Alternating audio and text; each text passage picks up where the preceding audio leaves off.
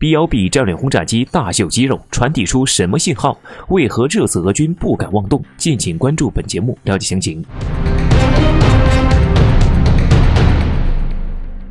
据央视新闻的报道称，美军将 B-1B 战略轰炸机部署阿拉斯加后，近期罕见地公布了其执行任务的视频。在该次任务中，2架 B-1B 战略轰炸机从阿拉斯加起飞后，航迹非常诡异，飞越北极点后并没有返回，而是空中加油后，再一路飞抵格陵兰岛附近海域上空，途中还与挪威空军进行了联合演练。整个任务共持续16个小时，飞行距离6100海里。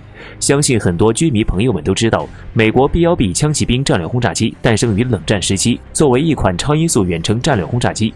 B-1B 擅长对海陆目标进行精确打击，早在上世纪就在美空军服役。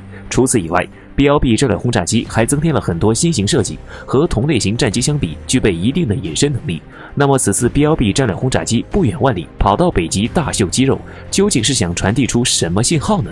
要知道 B-1B 战略轰炸机，它的主要威慑是以地区目标为主，执行战略意义的轰炸任务和攻击大都市、工业区。在战区偶尔需要轰炸机执行攻击后勤部队、大集群地面部队或舰队，或干脆是对敌人的防空阵地进行火力打击。但北极这种寸草不生的地方，能威慑什么呢？分析认为，对美军的这一行动，战略轰炸机飞越极点的行动，其实在冷战期间经常会有。不过苏联解体后，类似的行动就变得极为罕见。公开记录显示，过去30年里，美军只在2015年和2016年实施过2次。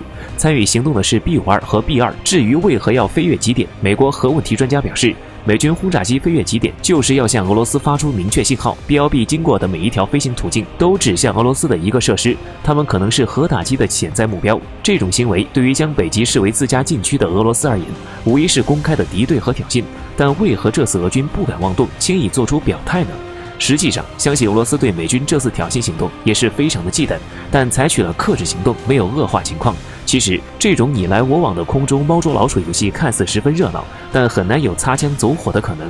而且，俄罗斯就算有想法，那也是有心无力。毕竟，俄罗斯空天军所要面对的最大难题不是 B-1B， 而是其携带的 AGM-158C 导弹。这款导弹采用了隐身设计，射程也非常远，又走的是低空和超低空飞行。对于俄军来说，非常难预警和拦截。一架 B-1B 可以携带24枚 AGM-158 导弹，2架就是48枚，这个打击力确实强大。可以说，即便是美国海军自己，也不见得能承受这样的攻击。